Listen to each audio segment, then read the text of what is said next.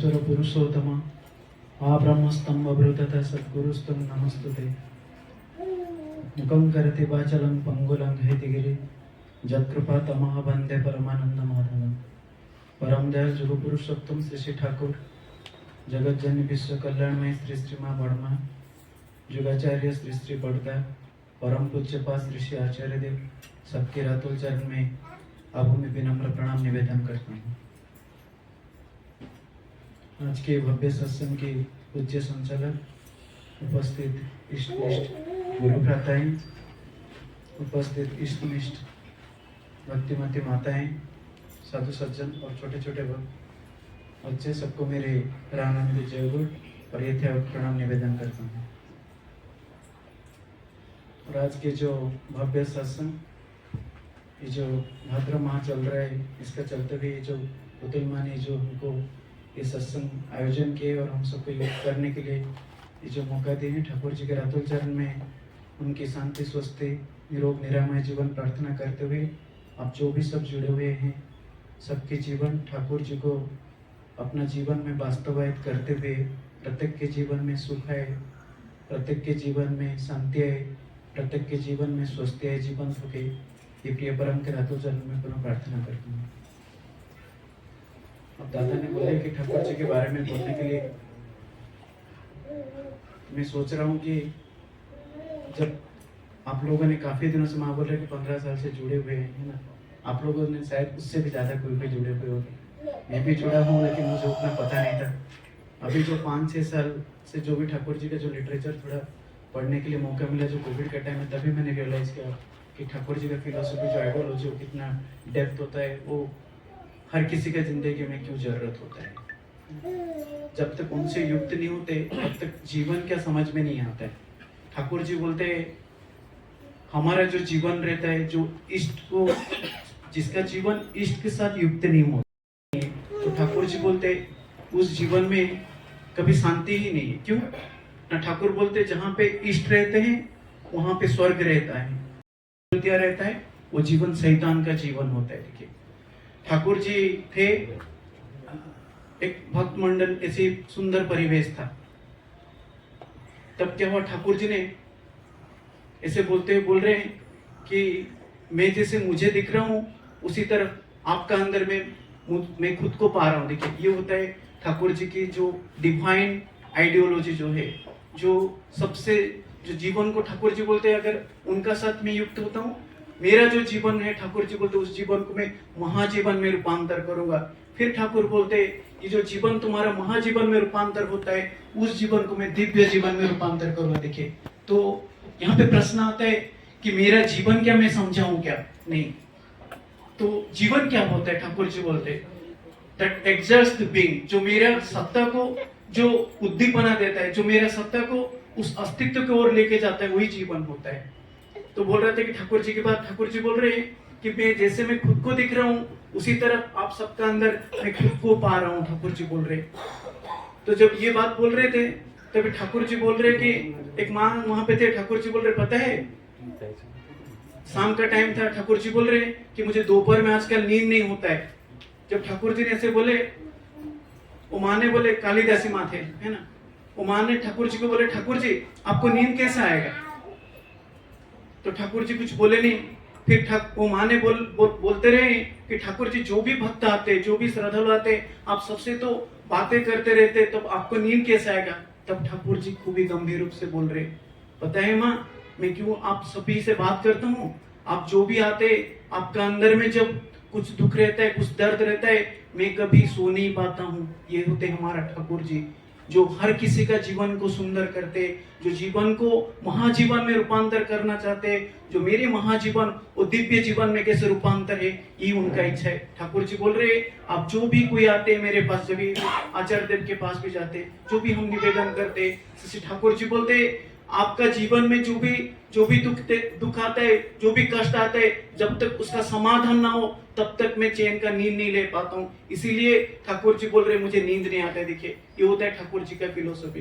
तो ये बोल रहा था कि आपको पता है श्री दादा का जो लिखा हुआ है कि जखन तुम्हें मने पड़ो धरा हुए जनहीन, अर्थात क्या होता है? देखिए, ये जो आप जब मुझे याद आते तब ये समग्र सृष्टि, ये धारा है, सब मुझे जनहीन लगता है, कोई भी आदमी नहीं। इसका मतलब क्या होता है, अर्थात जहां जहां पे उनका नेत्र जाता है वहां वहां मेरे प्रभु दिखते। ये भाव हमारा अंदर कब आएगा, जब मेरे सब कुछ स्वार्थ इष्ट स्वार्थ होता है। देखिए कितना सुंदर रचना है, जब जहां जहां मेरा नेत्र जाता है, अगर वहां वहां में मेरे आदर्श दिखते हैं, अर्थात उनका चरित्र अगर मेरे अंदर परिप्रकाश होता है, तब जाके जीवन में उनको हमने कुछ अनुभव किए। नहीं तो बोलने से कुछ नहीं होता है, जब तक मेरा चलन, मेरा चरित्र और मेरा चाहिदा उनको परिपूर्ण ना कर पाए, तब जीवन कभी भी सुंदर नहीं होते, तब जीवन में कभी आनंद को हम अनुभव भी नहीं कर पाएंगे।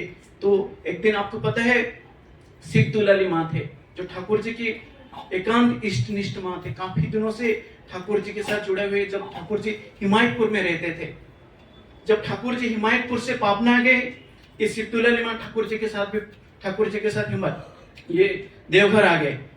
एक दिन ऐसा हुआ कि सुने कि ठाकुर जी देवघर से वर्धमान जा रहे। जैसे ये माँ ने सुने, तब ये माँ की वार्धक्य अवस्था था, काफी उम्र हो गया था माँ को। तब माँ ने जैसे सुने कि ठाकुर जी देवघर से वर्धमान जाने वाले, तभी माँ ने क्या कि एक लकड़ी लेके ठाकुर जी के पास आ गए और आके प्रणाम निवेदन किए।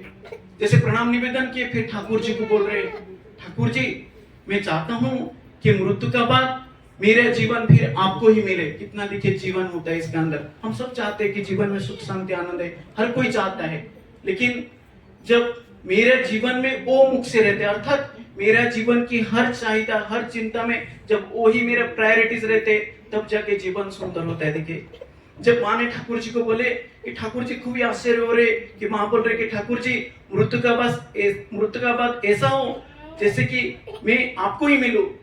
फिर ठाकुर जी गंभीर रूप से माँ को बोल रहे, मुझे क्या पहचान पाओगे। देखिए जो सिख दुलाली माँ काफी दिनों से ठाकुर जी के साथ जुड़े हुए, काफी दिनों से जो जुड़े हुए हैं, वो खुद ही आश्चर्य हो रहे, ठाकुर जी को मैं इतना सुंदर व्यंजन प्रस्तुत करके दिया हूँ, फिर ठाकुर जी ऐसे कैसे बोल रहे कि मैं उनको नहीं पहचान पाऊंगा। देखिए जो स्वयं मालिक होते, जो स्वयं सबका उद्धार करते, जो सबकी जीवन दर्शन की जो महान उत्स होते, प्रिय परम पुरुषोत्तम, उस दिन उसी माँ को बोल रहे, माँ मुझे क्या पहचान पाओगे। उस दिन ठाकुर जी ने उस माँ को नहीं बोले थे, हम जैसे भक्त जो हर अवस्था में हमारा विश्वास इधर उधर रहता है, हमारा भक्ति कभी एक में युक्त नहीं हो पाते, उसी तरह भक्त के लिए ठाकुर जी ने उस दिन बताए थे। तब माँ ने पूछे, काफी आश्चर्य हुए। फिर कुछ टाइम के बाद खुद ही माँ ने सिख दुलाली माँ ने ठाकुर जी को पूछे, ठाकुर जी आप दया करके बताए मैं आपको कैसे पहचान पाऊंगा। देखिए कैसे पहचान पाऊंगा। तब ठाकुर जी ने बोले थे उस माँ को कि हर समय में नाम करना, हर वक्त में नाम करना।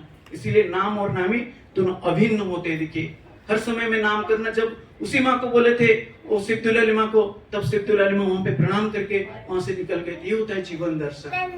मतलब मेरा चिंता, मेरा चलन और मेरे चरित्र में अगर वो आदर्श को मैं परिपालन नहीं कर पाता हूँ, अगर मेरे जीवन की अभिव्यक्ति में वो उनको लेके अगर मैं नहीं चल पाता हूँ, मेरा प्रवृत्ति का और अगर मैं खींचता जा रहा हूँ, तो जीवन में उनको अनुभव नहीं होता है, भगवान को अनुभव किया जाता है। जिसका भक्ति, जिसका विश्वास, जिसका एकानुरक्ति उनका प्रति तीव्र होता है, तब जीवन सुंदर होता है। इसीलिए तो बोला जाता है मनमोना भव मद भक्त मत जाचे मांग नमस्कुरु। श्री कृष्ण गीता में बोले मनमोना भव अर्थ मुझे ही मनन करो, मनमोना भव मुझे ही भावना करो, मनमोना भव मद भक्त मेरे ही भक्त बनो। ये जो होता है तेसं ज्ञानी नित्य युक्त एक भक्तिर वशिष्यते, अर्थात एक में निरवच्छिन्न युक्त होना है, ये होता है जीवन दर्शन। तो मनमोना भव मद भक्त मद जाजे, मेरे ही याचन करो, अर्थात मेरा ही गुणगान करो, मांग नमस्कुरु मुझे ही प्रणाम करो। ये श्री कृष्ण ने क्यों किए थे? जब रामचंद्र थे तभी वो बोले नहीं रामचंद्र को ये करो। इसीलिए जीवन में इस युग में जो श्रेष्ठ रहते हैं उनका ही अनुसरण करना, उनको ही अपना जीवन में एकांत करके चलना, ये होता है जीवन दर्शन। अगर भक्ति व्यभिचारिणी होता है तब उनको कभी समझ नहीं पाते। आज ये भगवान, कल वो भगवान, परसों वो कोई और किसी का साथ हमारा जुड़ता रहता है, जहाँ पे हमारा विश्वास ही उनका से युक्त नहीं होता है। जब विश्वास कंडेंस होता है, जब लव कंडेंस होता है, तब उनके प्रति मेरा भक्ति जागृत होता है। इसीलिए जब भक्ति मेरे पास आता है, जब लव कंडेंस होता है, उससे हर किसी का पास एक अनुभूति आता है, और वो जो इलिजेंस जिसको बोला जाता है, जिसके वजह से मेरे जो आदर्श रहते, मेरे जो इष्ट रहते, उनके प्रति मेरा पेन स्टॉकिंग एटीट्यूड, मेरा अंदर डेवलप होता है। अर्थात हर किसी अवस्था में अगर मेरा जीवन में चाहे खुश में रहूं, चाहे दुख में रहूं, चाहे कष्ट में रहूं, किसी भी अवस्था में रहूं, वही मेरे मालिक होते हैं, ये भावना मेरा अंदर आना चाहिए। इसलिए रजनीकांत का एक बात याद आ रहा है, वो ठाकुर जी बोल रहे थे भक्ते वहां पे, ये जो बोला जाता है ओरा चाहिए जन न दयामय ओरा चाहे धनो जन आय वरक। हम हर कोई चाहते मेरे पास काफी धन हो, मेरा पास हर कोई रहे, मेरे पास मेरे हर अवस्था में मैं रोग मुक्त, ये सब हम दुआ करते। ठाकुर जी बोलते जब हनुमान जी श्री रामचंद्र के पास आए थे, ठाकुर जी बोलते हैं कि उनका अंदर भी तीव्र इच्छा था, उनका अंदर भी बहुत कुछ कामना था, बहुत कुछ वासना था। वो भी चाहते थे कि उनका पास बहुत बड़ा साम्राज्य हो, वो भी बड़ा सा सेनापति बने, उनका भी सुंदर पत्नी हो। लेकिन जैसे जैसे हनुमान ने श्री रामकृष्ण के साथ, श्री रामचंद्र के साथ युक्त होते गए, उनका अंदर जो कामना था, वासना था, वो एकांत रूप में उस आदर्श को परिपूर्ण की केंद्र था। ठाकुर जी बोलते भक्त का जीवन ऐसा होना चाहिए, दिव्य जीवन में रूपांतर होना चाहिए। आपको पता है प्रफुल्लदा थे, काफी दिनों से ठाकुर जी से जुड़े हुए, आप सबको पता है, जिनको नारायण किरानी बोला जाता है, जो ठाकुर जी के अनुलेखक थे, जीवन दर्शन के काफी अनुलेखक थे। वो काफी सारा ढेर सारे चीजें लेके एक दिन ठाकुर जी को बोल रहे, ठाकुर जी आपका साथ तो हम जुड़ते रहते, लेकिन कभी कभी ऐसा लगता है कि आपका जो भावदर्श है, जो भी आप बताए, कभी कभी उस मार्ग से हम थोड़ा हट जाते, अपना सांसारिक मोह माया में थोड़ा लग जाते। कभी कभी लगता है कि आपको जितना हम प्राधान्य देना चाहिए उतना नहीं दे पाते। आप दयापूर्वक बताइए कि मेरा जो जन्म रहेगा, आगे वाला जन्म, कि मैं आपको उपलब्धि कर पाऊंगा। देखिए प्रफुल्लता का प्रश्न था। उस दिन ठाकुर जी काफी गंभीर रूप से, काफी विमुक्त होकर ठाकुर बोल रहे हैं कि गंगा नदी को आपने दिखे? प्रफुल्लता बोल रहे हाँ मैंने दिखा हूं। ठाकुर जी पूछते हैं गंगा नदी कैसा रहता है? देखिए जो गंगा रहता है वो कैसा रहता है? तब प्रफुल्लता बोल रहे कि ठाकुर जी वो जो गंगा जब बहता है उसका अंदर ढेर सारा ऐसा चीज रहता है जो कि दुर्गंध देता है। हम सबको पता है, कोई भी फूल होता है वो वहां पे हम फेंक देते हैं, ढेर सारे पशुओं की वो डेड बॉडी वहां पे गुजरता रहता है, हम सबको पता है। तो फिर ठाकुर जी बोलते हैं वो जो गंगा का जो स्रोत है वो कहाँ पे जाता है? फिर वो बोले नहीं, ठाकुर जी बोलते देखिए वो गंगा में चाहे कितना भी कीचड़ क्यों ना हो, उसका अंदर कितना क्यों ना चीज हो, उसका लेकिन जो दिशा रहता है वो समुद्र पे जाके मिलता है। ठाकुर जी बोल रहे उसी तरफ मेरा जीवन स्रोत अगर इष्ट का साथ जुड़ा हुआ हो, अगर मेरे जीवन की धारा जो है वो परम पिता की धारा का साथ जब युक्त होता है, ठाकुर जी बोलते उसी तरफ मेरा जीवन उस आदर्श को अनुभव कर पाएगा। देखिए ये होता है जीवन दर्शन। आप सबको पता है बोसमा थे, बोसमा जो ठाकुर जी को बचपन से काफी सेवा किए, ठाकुर जी की काफी ढेर सारा लालन पालन किए बचपन से। एक दिन ठाकुर जी को ऐसे ही पूछ रहे कि ठाकुर जी इस जन्म में तो आप मिले हो, आप दया करके बताइए आगे वाला जन्म में मैं आपको क्यों मिलूं, आप मुझे मिल सकते हो? तब ठाकुर जी बोल रहे देखो माँ, मुझे पता नहीं आप आगे वाला जन्म में मुझे मिलोगे या नहीं मिलोगे, लेकिन इस जन्म में तुम मुझे मिले हो। ठाकुर जी जो देखिए जो स्वयं सृष्टा रहते हैं, जो स्वयं कारण पुरुष रहते, जो स्वयं सब कुछ के मालिक रहते, जो अधिपति भाव जिनके अंदर स्वतः होता है, वो स्वयं उस दिन बोल रहे हैं, ठाकुर जी बोल रहे हैं इस जन्म में आप मुझे मिले हो। क्यों बताए माँ? आपका पूर्व जन्म का कर्म कुछ अच्छा रहा होगा तभी आप मुझे मिले हो। देखिए आपका पूर्व जन्म का कर्म कुछ अच्छा रहा होगा तभी मुझे मिले हो। अगर इस जन्म में अगर आपने कुछ अच्छे किए होंगे, अर्थात मेरे जीवन की हर अवस्था अगर इष्ट परिपूर्ण ही होता है, मेरे जीवन में इष्ट और इष्ट स्वार्थ अगर मुख्य होता है, तब जीवन इस जन्म और मेरा आगे वाला जन्म उनका साथ युक्त होता है। देखिए ये होता है जीवन दर्शन। जब तक मैं जीवन में उनको मुक्त से नहीं करता हूँ, मेरे प्रवृत्तियों को ही मेरे प्रायोरिटी करके चलता हूँ, तब जीवन कभी सुंदर ही नहीं होता है। आपको पता है टाइम हो गया क्या? तो ये होता है जीवन दर्शन। जब मेरे जीवन में इष्ट रहते, आदर्श रहते, तब जीवन सुंदर होता है। इसलिए ठाकुर जी की बातें जो पूर्णी होते हैं, जो पोषणी होते हैं, जो रक्त मांस की जो घनीभूत मूर्त विग्रह होते हैं, ठाकुर जी उनको अपाप विद्ध रूप से निरवच्छिन्न रूप से उनसे युक्त होना है। फिर ठाकुर जी बोलते हैं, आगे पे बोल रहे हैं कि अपाप विद्ध रूप से जब हम युक्त होते हैं, ठाकुर जी बोल रहे हैं तुम्हारे जीवन में चाहे कितना क्यों ना दुख क्यों ना है, कितना कष्ट क्यों ना है, कितना दुर्दशा क्यों ना है, तुम्हारा जीवन में आनंद आएगा। ठाकुर जी बोलते तुम्हारा जीवन मुक्ति और उपभोग में एकान्वित होके तुम सबको सर्वेश्वर कर लेगा। तब सरोजिनी माँ थे, ठाकुर जी को पूछ रहे, ठाकुर जी ये दुख दर्द सा भरा जीवन में ये सुख कैसे, आनंद कैसे आएगा, उस जीवन उपभोग और मुक्ति का पथ में कैसे जाएगा, प्रकृति के बंधन से मुक्त ये कैसे हो पाएगा। तब ठाकुर जी वो आम्रपल्ली का बात बोल रहे, जो आम्रपल्ली तथाकथित एक वेश्या था, जब प्रभु बुद्ध से युक्त हुआ था उसका जीवन दर्शन ठाकुर जी बता रहे। आप सबको पता है बिल्व मंगल का जीवन, जब वो चिंतामणि का प्रेम में था, उसका जीवन ऐसे दुर्दशा था, उसका जीवन ऐसे नैराश्यजनक था जो बात में बयान नहीं करा जा सकता है। लेकिन उस बिल्व मंगल ने जब प्रभु का साथ युक्त हुआ, उसका जीवन, ठाकुर जी उस दिन मैरी मैग्डलेन का बात बोल रहे, जो मैरी मैग्डलेन तथाकथित एक वेश्या था, लेकिन जब प्रभु यीशु को देखा पास में, जेसस को देखा, तभी क्या हुआ, उसका पास जो भी सुगंध अतर